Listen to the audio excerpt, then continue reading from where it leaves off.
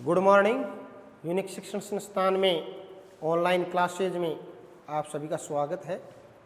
और हम जो राजनीति विज्ञान के अंदर जो हमारा टॉपिक चल रहा था नीति निर्देशक तत्व, उन नीति निर्देशक तत्वों के अंतर्गत हमने चर्चा की कि ये संविधान हमारे संविधान के अंदर जोड़े गए हैं और आयरलैंड के संविधान से प्रेरित हैं। ये हमारे संविधान निर्माताओं ने राज्य के रूप को कल्याणकारी बनाने के लिए इनको हमारे संविधान के अंदर जोड़ा गया है।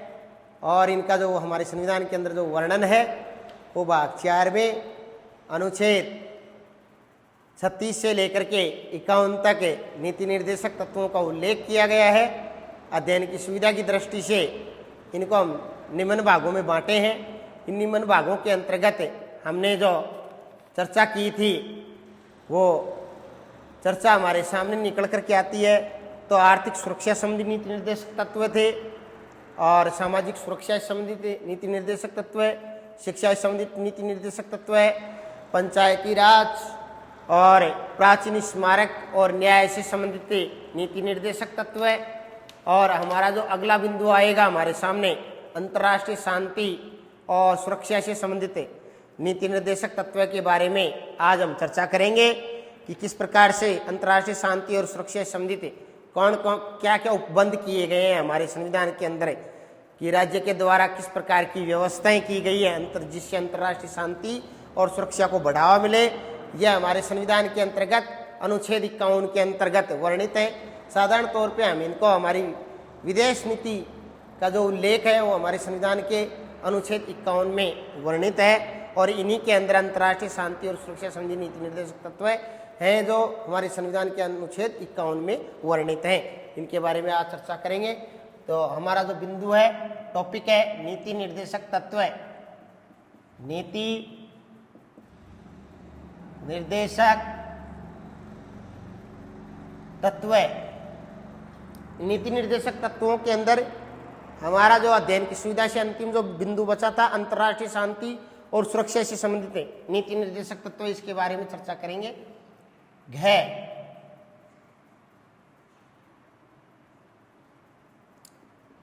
अंतर्राष्ट्रीय शांति और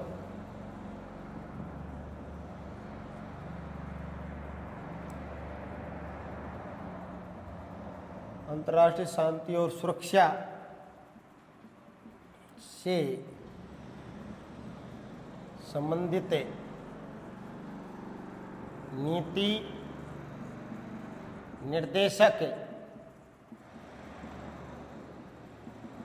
तत्व। अंतर्राष्ट्रीय शांति और सुरक्षा संबंधी जो नीति निर्देशक तत्व है यह हमारे संविधान के अनुच्छेद 51 में वर्णित है। अनुच्छेद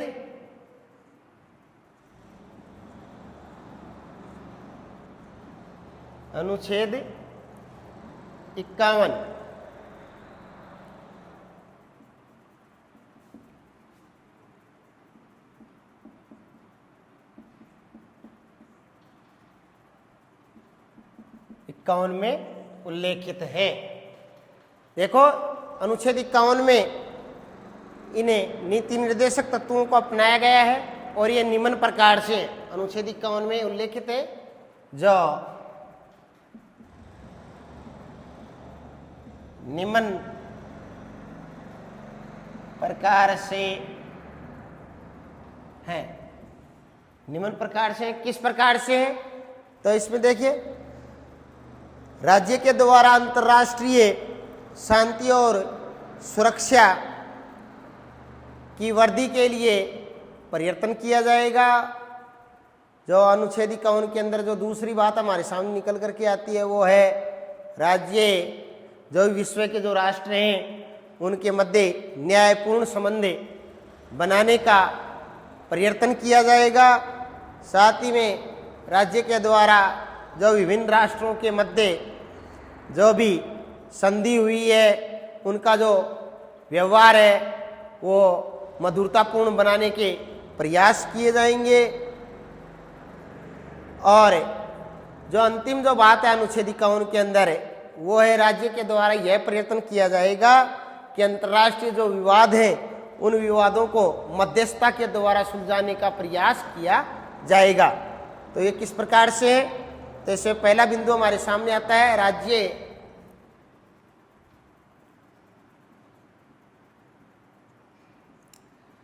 राज्य अंतर्राष्ट्रीय शांति और सुरक्षा। राज्य अंतर्राष्ट्रीय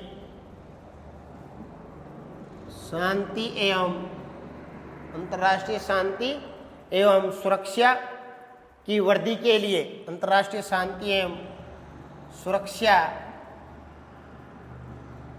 की वृद्धि के लिए प्रयत्न या प्रयास करेगा। ये पहली बात अनुच्छेद 51 में है। फिर दूसरी जो बात कही गई है अनुच्छेद 51 के अंदर वो है राज्य विश्व के विभिन्न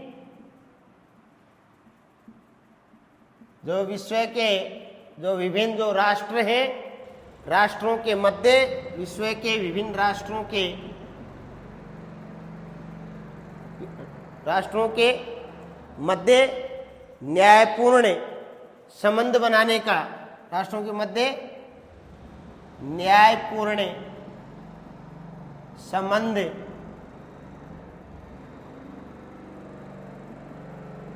बनाने का प्रयास करेगा या प्रयत्न करेगा, बनाने का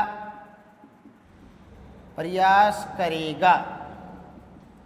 तीसरी जो बात है, तीसरा जो उल्लेख किया गया अनुच्छेद 51 के अंतर्गत वो है राज्य अंतर्राष्ट्रीय कानून, राज्य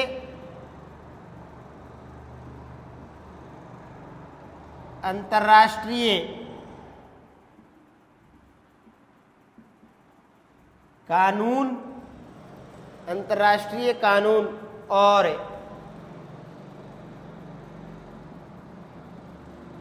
अंतर्राष्ट्रीय कानून और संधियों के प्रति आदर भाव बढ़ाने का, आदर भाव बढ़ाने का प्रयत्न करेगा।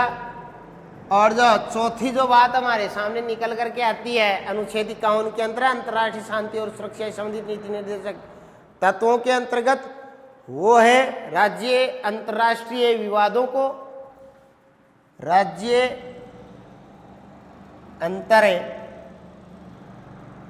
अंतर्राष्ट्रीय विवादों को मध्यस्थता द्वारा, अंतर्राष्ट्रीय विवादों को मध्यस्थता द्वारा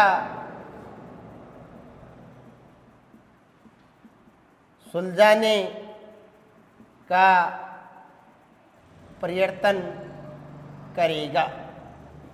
कि राज्य है वो अंतर्राष्ट्रीय जो भी विवाद है उन विवादों को मध्यस्थता के द्वारा निराकरण करने का उनका प्रयास करेगा।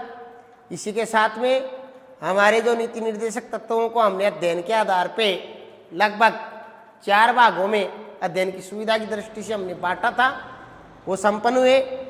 अब हमारे आता है नीति निर्देशक तत्वों का क्या महत्व है। महत्व भी क्या है सरकार में, राज्य में, सरकार के लिए तो ये नीतियों निर्माण के संबंध में महत्वपूर्ण भूमिका ही निभाते हैं। साथ ही साथ में इन संपूर्ण नीति निर्देशक तत्वों का क्या महत्व है इसके बारे में अपन चर्चा करेंगे।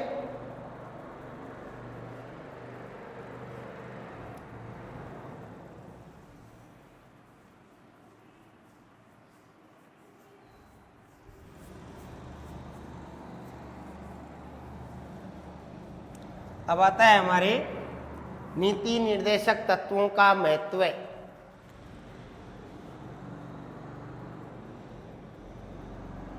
नीति निर्देशक तत्वों का महत्व, इनका क्या महत्व रह जाता है? महत्व तो इनका बहुत है, क्योंकि संविधान निर्माताओं ने इसी कारण से इनको हमारे संविधान के अंदर जगह दी थी। मेन मुख्य उद्देश्य तो हम बार बार चर्चा कर चुके हैं कि लोक कल्याणकारी राज्य की स्थापना के अंदर जो नीति निर्देशक तत्व है वो मेन महत्वपूर्ण भूमिका निभाते हैं। इसी के साथ में और क्या इनका महत्व है हमारे सामने निकल करके आता है, तो इसके महत्व को हम निम्न प्रकार से समझ सकते हैं। नीति निर्देशक तत्वों के महत्व को, जैसे शासन के लिए एक आचार संहिता प्रस्तुत करते हैं, एक नियमावली प्रस्तुत करते हैं शासन के लिए या सरकार के लिए। दूसरी हमारे लिए किस प्रकार से महत्वपूर्ण दूसरी बात हमारे सामने निकल करके आती है, तो वह है लोक कल्याणकारी राज्य की ये रूपरेखा तय करते हैं। लोक कल्याणकारी राज्य बनाने में सहायक है राज्य का रूप। तीसरी जो है ये शासन या सरकार है उसके मूल्यांकन का आधार है नीति निर्देशक तत्व। चौथी जो बात है हमारे संविधान के क्रियान्वयन में भी बहुत महत्वपूर्ण भूमिका निभाते हैं नीति निर्देशक तत्व। और इसी के साथ में जो हमारे अंतिम जो इनका महत्वपूर्ण जो योगदान है जो निकल करके आता है वो है सामाजिक आर्थिक परिवर्तन में भी ये सहायक हैं। समाज के अंदर समय समय पे जो परिवर्तन हो रहे हैं, चाहे आर्थिक क्षेत्र में चाहे सामाजिक क्षेत्र में, इस परिवर्तन में भी इनकी महत्वपूर्ण भूमिका हम देख सकते हैं। इस भूमिका में भी इनका महत्वपूर्ण योगदान है। तो नीति निर्देशक तत्वों के अंदर पहली जो इनका योगदान निकल करके आता है, इनका महत्व निकल करके आता है, वो है शासन के लिए आचार संहिता। शासन या सरकार के लिए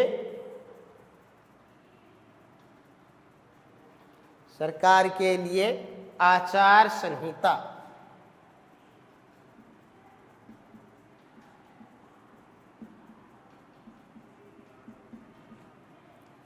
दूसरा जो इनका महत्व है, दूसरा जो बिंदु निकल करके आता है वो है लोक कल्याणकारी राज्य की रूपरेखा। लोक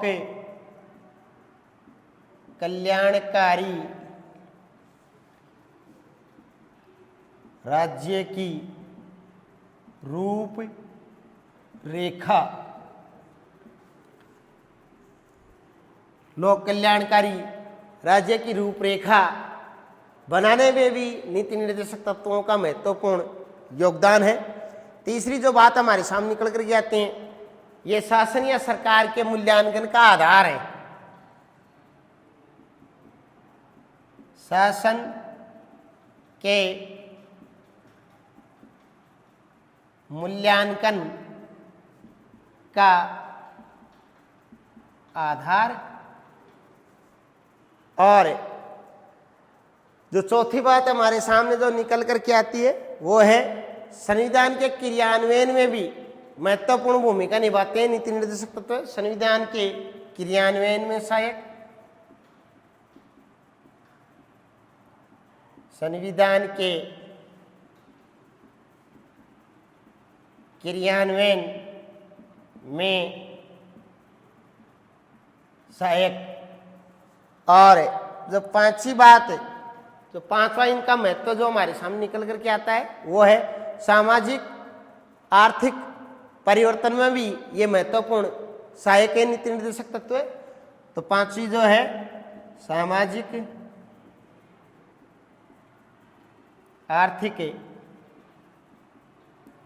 सामाजिक आर्थिक परिवर्तन में सहायक। सामाजिक आर्थिक परिवर्तन में सहायक। इस प्रकार से इन नीति निर्देशक तत्वों का लगभग लोक कल्याणकारी राज्य का रूप लोक कल्याणकारी राज्य बनाने में महत्वपूर्ण योगदान है। सरकार के लिए आचार संहिता प्रस्तुत करते हैं, शासन के मूल्यांकन के आधार है, संविधान के क्रियान्वयन में भी महत्वपूर्ण सहायक है नीति निर्देशक तत्व। साथ ही साथ में सामाजिक और आर्थिक परिवर्तन के अंदर भी ये सहायक है। तो अब आता है हमारे सामने नीति निर्देशकों के क्रियान्वयन के कुछ उदाहरण हैं। उन उदाहरणों को कुछ उदाहरण दिए गए, वो उदाहरण कौन कौन से हैं? जैसे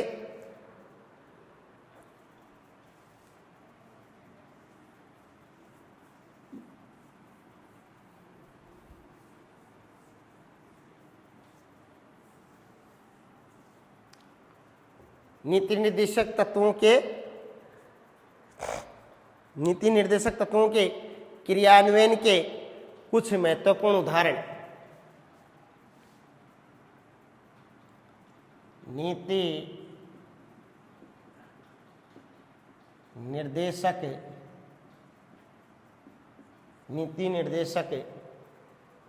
तत्वों के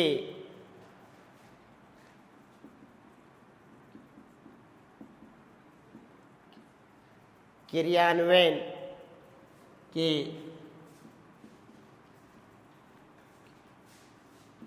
कुछ उदाहरण। नीति निर्देशक तत्वों के क्रियान्वयन के कुछ उदाहरण, वो कौन कौन से उदाहरण हैं? नीति निर्देशक तत्वों के क्रियान्वयन, इनके क्रियान्वित होने के परिणाम स्वरूप कौन कौन से महत्वपूर्ण उदाहरण हमारे सामने निकल करके आते हैं? कौन कौन से उदाहरण है? जैसे पहला हमारे सामने जो नीति निर्देशक तत्वों के क्रियान्वयन होने के परिणाम स्वरूप हमारे सामने जो निकल करके आए, वो है पहला है भूमि सुधार। भूमि सुधार। दूसरा जो बिंदु हमारे सामने निकल करके आया भूमि सुधार के बाद में, पंचायती राज और स्थानीय स्वशासन। पंचायती राज एवं स्थानीय स्वशासन। तीसरा जो हमारे सामने उदाहरण के तौर पे देखा जा सकता है, वो है पंचवर्षीय योजनाएं। पंचवर्षीय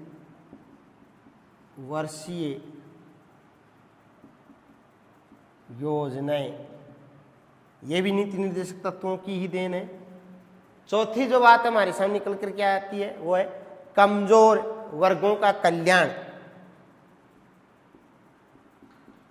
कमजोर वर्गों का कल्याण।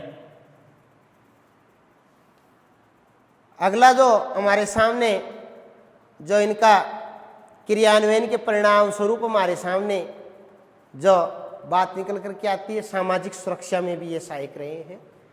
तो पांचवा जो बिंदु है सामाजिक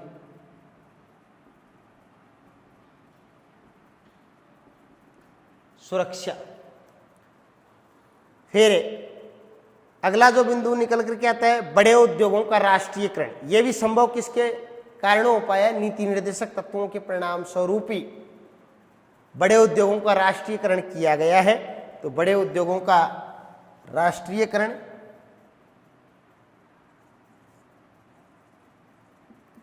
बड़े उद्योगों का राष्ट्रीयकरण। साथ ही जो बात हमारे सामने निकल करके आती है, न्यायिक व्यवस्था में भी सुधार हमारे को देखने के लिए मिलते हैं नीति निर्देशक तत्वों के परिणाम स्वरूप ही। तो न्यायिक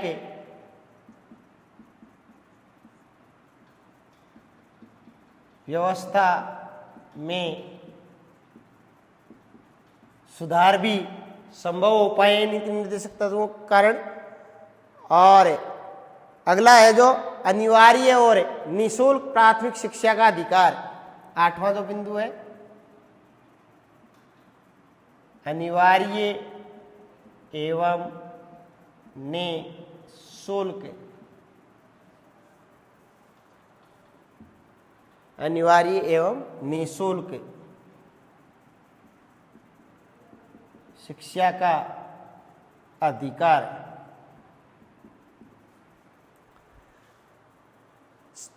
अंतिम है समान कार्य हेतु समान वेतन। नौवां जैसे ये भी सब संभव किसके परिणाम स्वरूप हो पाया है? नीति निर्देशक तत्वों की ही देन है। तो समान कार्य हेतु समान वेतन, समान कार्य हेतु समान वेतन।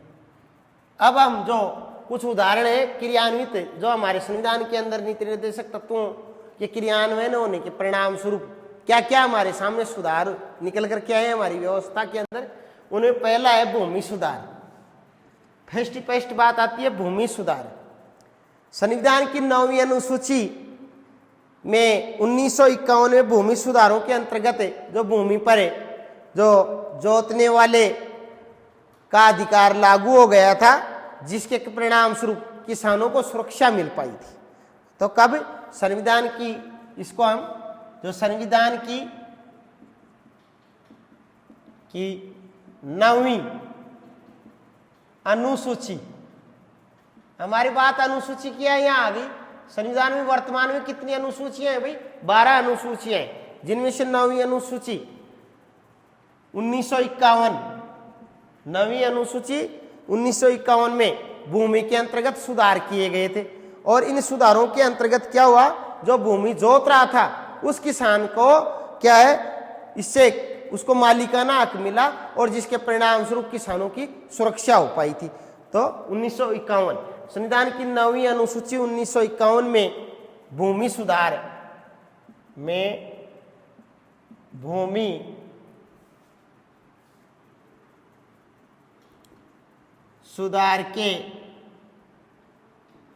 अंतर्गत, भूमि सुधार के अंतर्गत भूमि पर जोतने वाले, भूमि पर जोतने वाले, भूमि पर जोतने वाले का अधिकार लागू हो गया। क्या हो गया? उस किसान को उस भूमि का स्वामित्व मिल गया, तो अधिकार हो गया, जिससे किसानों को सुरक्षा प्राप्त हुई, जिससे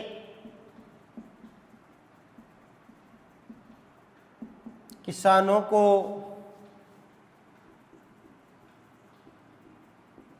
सुरक्षा प्राप्त हुई। ये बात तो है हमारे भूमि सुधार के अंदर 9वीं अनुसूची के अंतर्गत जो किसान है उनको मालिकाना हक मिला अपनी भूमि का। दूसरी बात हमारे सामने निकल करके आती है जो नीति निर्देशक तत्वों के अंतर्गत, वो है पंचायती राज और स्थानीय स्वशासन।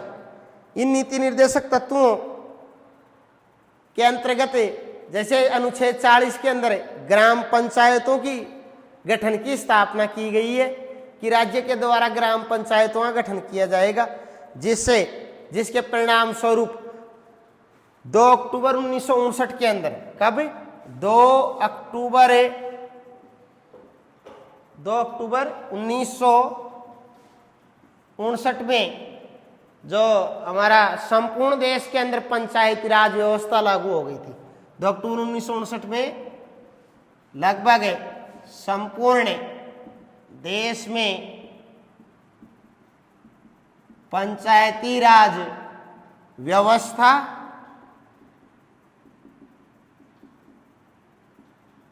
लागू हो गई। और ये भी हमारे राजस्थान के अंदर भी 2 अक्टूबर 1959 में हुई थी। तो 2 अक्टूबर 1959 के अंदर जो पंचायती राज की व्यवस्था पूरे देश के अंदर लागू हो गई। फिर इसके बाद में हमारा जो साथ ही में इसमें 73वां और 74वां संवैधानिक संशोधन, जिसके अंदर 73वां संविधान संशोधन ये पंचायतों से संबंधित ही है। इसके अंदर जो 73वां संविधान संशोधन तो है संविधान संशोधन, ये तो है पंचायती राज से, पंचायती से। और 74वां है जो 74वां संविधान संशोधन, जिसके अंदर शहरी निकाय की व्यवस्था की गई। पंचायती राज को वैधानिक दर्जा प्रदान किया गया, इधर शहरी निकाय को का वैधानिक दर्जा प्रदान किया गया। कौन सी संविधान संशोधन द्वारा? ये 74वें के द्वारा शहरी वाला और पंचायतों वाला 73 के द्वारा संविधान के अंतर्गत इसको संवैधानिक दर्जा प्राप्त किया गया। और इसके बाद में हमारा जो तीसरा बिंदु निकल करके आता है वो है पंचवर्षीय योजनाएं। कितना टाइम हुआ? तो इस प्रकार से हम जो नीति निर्देशक तत्वों क्रियान्वयन के कुछ महत्वपूर्ण उदाहरण लेकर के चल रहे हैं, जिसके अंदर भूमि सुधार के बारे में पढ़ने चर्चा की, फिर हमने पंचायती राज और स्थानीय स्वशासन के बारे में चर्चा की, और हमारा तीसरा जो बिंदु है, तीसरा पंचवर्षीय योजनाएं हैं, कमजोर वर्गों का कल्याण है, सामाजिक सुरक्षा है, बड़े उद्योगों का राष्ट्रीयकरण है, न्यायिक व्यवस्था में सुधार है, अनिवार्य और निःशुल्क जो शिक्षा की व्यवस्था अधिकार है, समान कार्य है तो समान वेतन है। इन बिंदुओं की हम चर्चा कल करेंगे। धन्यवाद।